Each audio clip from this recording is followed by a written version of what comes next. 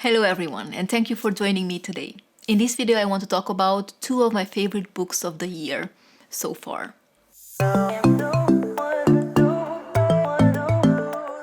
So basically, in March, feels like ages ago already, I was reading books focused on feminism within the Muslim world, and I had a TBR of like 4 books because it was International Women's Day in the month of March. So I decided to focus a little bit my reading on that. And 2 out of those 4 books ended up being 5-star reads for me. The first 2 5-star reads of 2021. And I'm also going to quickly mention the other 2 I was reading. So one of them I actually DNF'd, so I don't want to talk a lot about it because it was just not working for me. It was Women Are the Future of Islam by Sheherazade Khan. I was really excited to get to this because as I was reading it, I realized actually that Sheherazade Khan is living here in Denmark, and she opened one of the first mosques led by women in Europe, I believe.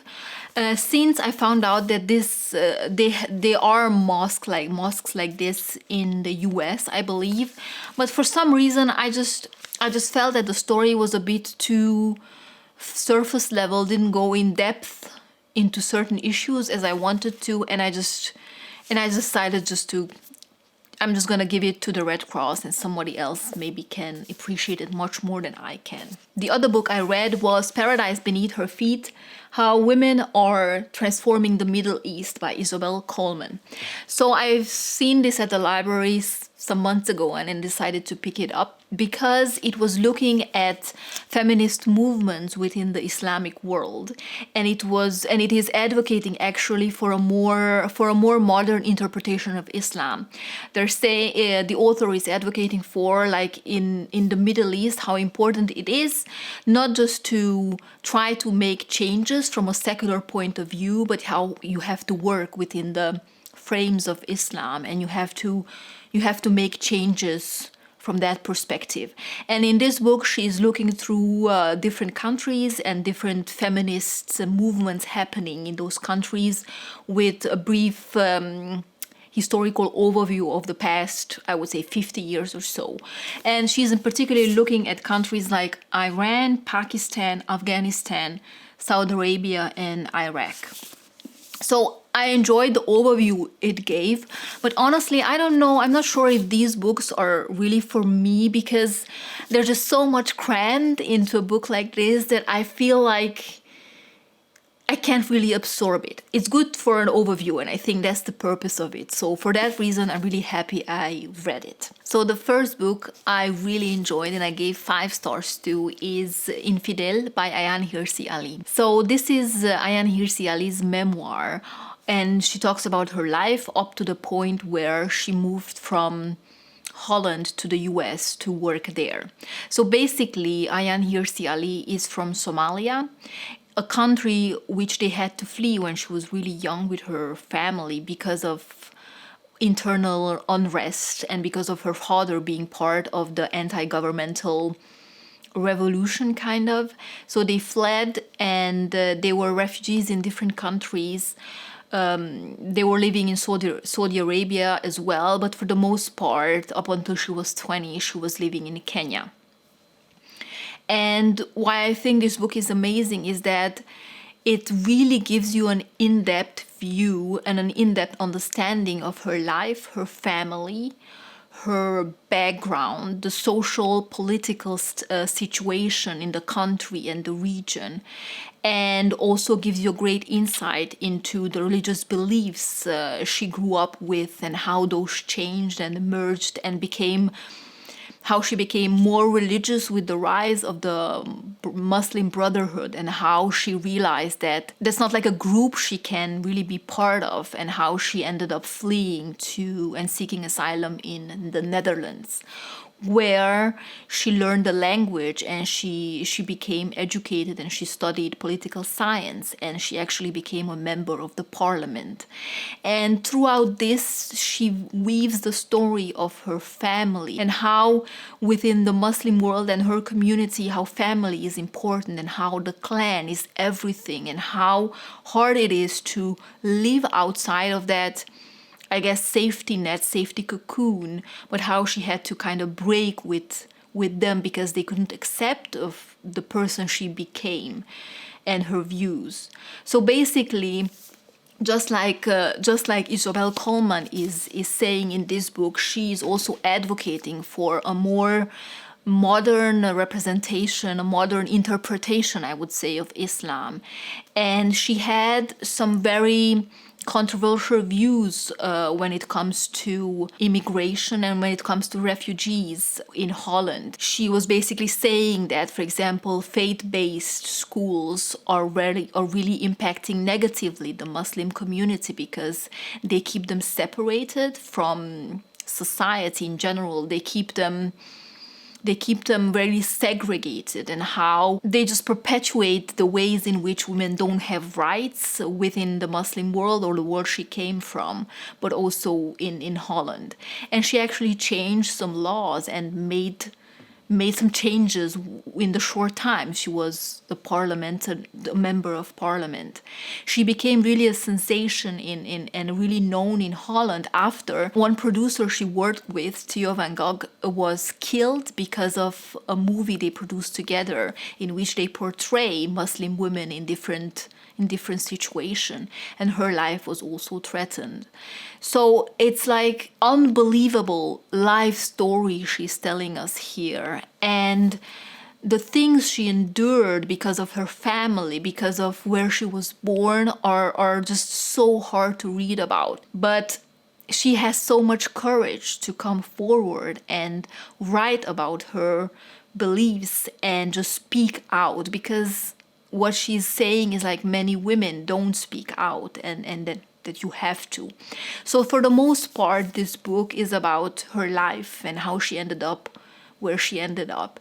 And then the latter part, last 30 or so percent of the book, is about what to do next and how to speak up and how to take action, basically. All I can say, this is absolutely a 5-star book for me, and even though it's so hard and heartbreaking, I think it's a must read, especially if you're interested to hear about women's rights and women's social and political situation, and also when it comes to religion within that of African region. And the next book I gave 5 stars to is Sheherazade Goes West, Different Cultures, Different Harems by Fatema Mernissi. So I picked this book up because Morocco, where Fatema Mernissi is from, is one of the countries within the Invisible Cities project I try to participate in, where you have to read from 3 different countries each month. So I was researching what books to read from Morocco, and when I saw this book on feminism, which is focused on Sheherazade from the Arabian Nights and harems in particular, I was like, this sounds exactly like something I would enjoy, and it was. I would say for like 70-80% of the time, I was absolutely loving this book. There was just so many new ideas, or ideas presented in a different light to me, that I was absolutely sucked into this story. Now, it's not that I don't want to give a glowing review, but I always feel you have to think a bit critically about what you read. So I went to Goodreads after I finished it to see what Muslim women think about this book. So what they write is that it's not really accurate what Fatema Mernissi says about how Muslim women are in the present. And when you think about it, this book was written in 2001, so it's not the most up-to-date one. But I think that if you're new to this subject and you're interested in the way this is described, then I think this would be a great one. Just yeah, just a great starting point. And then I don't know, maybe just go on and read some other books as well.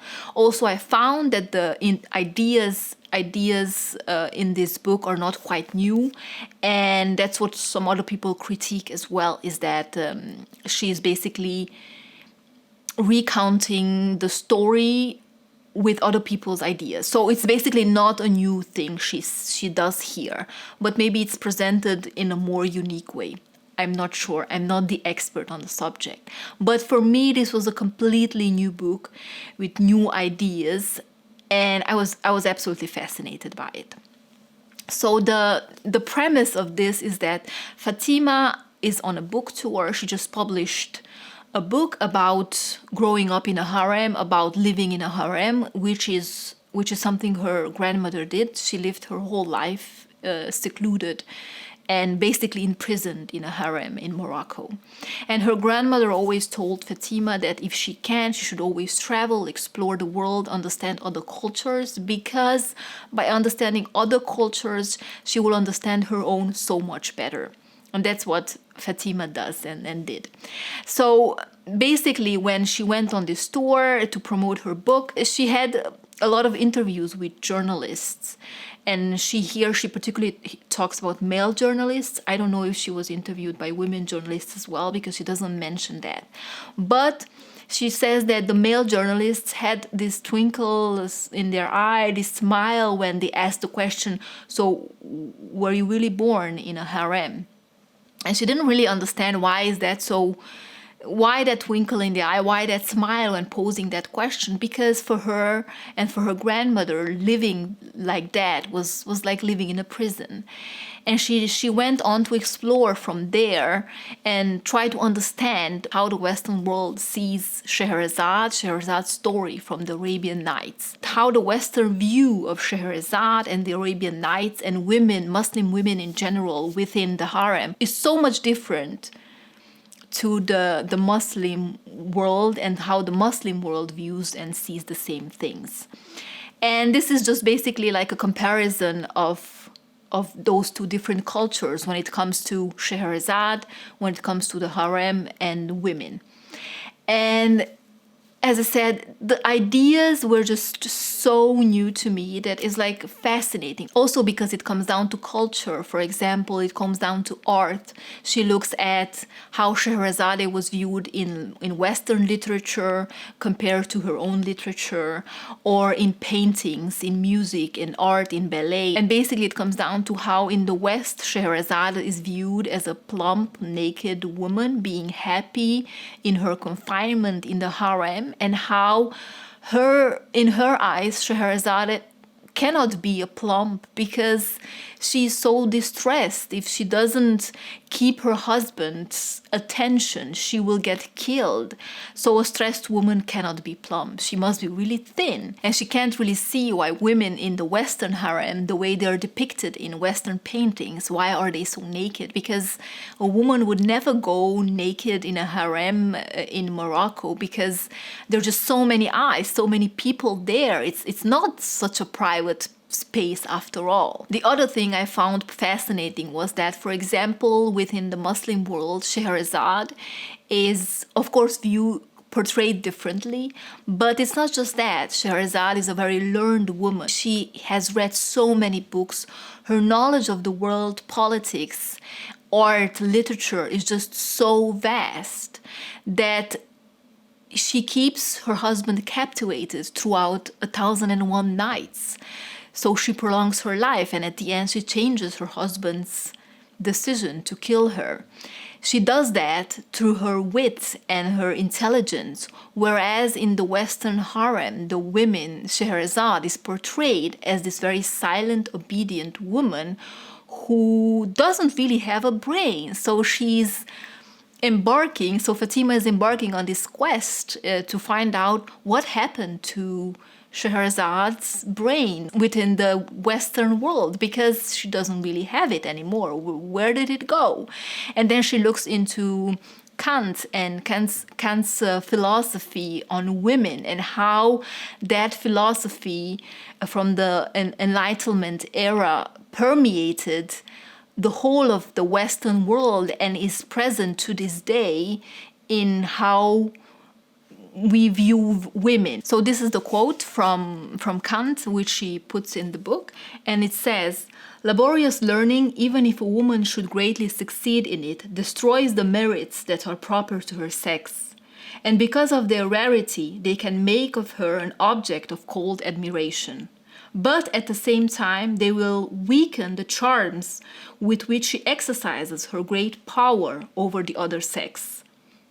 So basically, in Kant's view of women, women cannot be both beautiful and intelligent. It's either one or the other. What Kant really says is that femininity is beautiful and masculinity is the sublime, the capacity to think. So a woman who thinks is just ugly. which is crazy. It's absolutely crazy. And then she makes comparisons to the Muslim world, where the division is not whether a woman is beautiful or intelligent, but the division is the space in which the woman lives in. So there's the private space which the woman is a part of, and then there's a public space which is a man's space.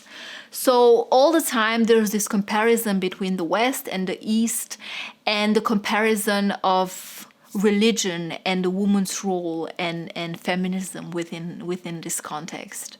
So there's just so many different ideas at these different intersections that, I mean, I really loved it. There's nothing else I can say about it. And I'm not going to say her point, which comes at the end, because she really brings her point and what happened within the West and within women's role within West and feminism today to brings it really up to modern times. Her idea, which she presents there at the very end, may not be unique and revolutionary, because as I already mentioned, these are not the newest ideas, but they were new to me. So I could say so much about these books. I could go on forever and ever, because they were just so great to me. And even if this was really heartbreaking and hard to read, because it was so devastating at times, it's an important one. And this contains so many new ideas, and ideas presented maybe in a different way,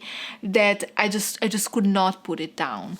So I believe they deserve really 5 stars.